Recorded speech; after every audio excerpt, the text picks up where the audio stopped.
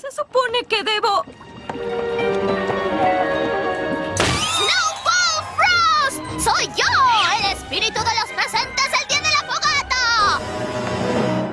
¿No quieres decir presente del tiempo? ¡No! ¡Juguetes, muñecas! ¿Quieres un pastelito? Está bien, presentes. Todas esas cosas inútiles en las que los ponis pierden su tiempo.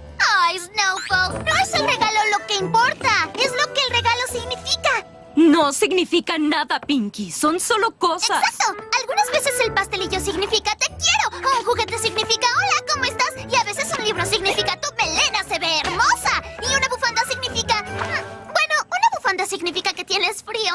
Eso es muy fácil. No entiendo nada de lo que estás diciendo.